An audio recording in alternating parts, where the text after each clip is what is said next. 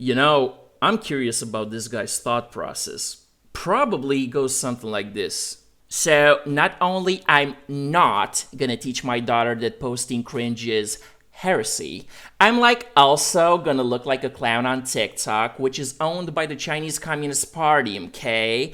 Hashtag best dad ever. A shameful display! Guys, I've said it before, and with the risk of repeating myself, I'm gonna say it again. Women's bad behavior is always enabled by weak men. Turning off my husband's Xbox while he's in the middle of a game. What are you doing? What? What are you doing? What do you mean? I was playing a game. What are you doing? Oh, I must have hit it on that. Sweetie, do you want equality? 'Cause that's how you get equality. But guys, if you got the time and money, you should really build yourself a man cave with a door that locks. 'Cause real talk, no matter how much you might love your family, a man needs a few hours of alone time to relax in his own way in order to function properly. And if your wife is giving you this kind of crap and divorce isn't an option, a thick door and a pair of noise-canceling headphones might save your marriage.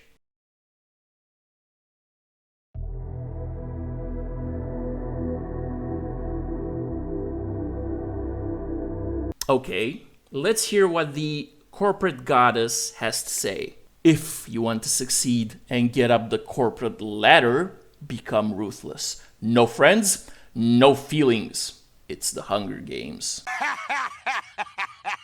Oh, wait, you serious? Let me laugh even harder.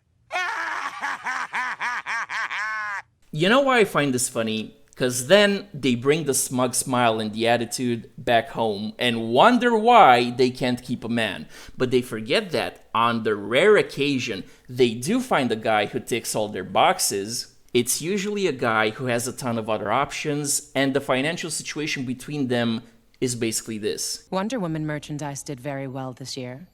I can step up when the Wayne Foundation falls short. You're kidding, right? So, if there are any corporate goddesses watching, ask yourselves, why would Chad Moneybags settle for you? Actually, I'm gonna answer that for you. He won't. I want everyone to stitch this with their response to what's your body count. Oh, what's my body count? Well, let's get a little specific. I'll give you the number of how many guys have gotten me off, and then we can start talking about how fragile your ego is to ask me that question. Okay.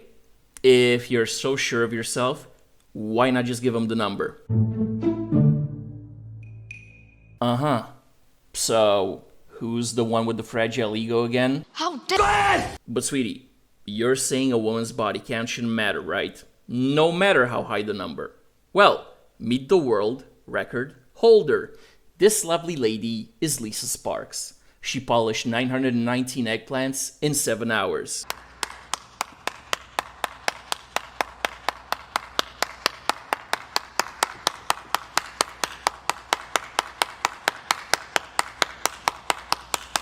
Her body, her choice, and more power to her. But by your logic, if none of them got her over the threshold, as it were, 919 eggplants don't matter, even if it's a certified Guinness World Record. That's not how it works. That's not how any of this works. Now, sweetie, listen.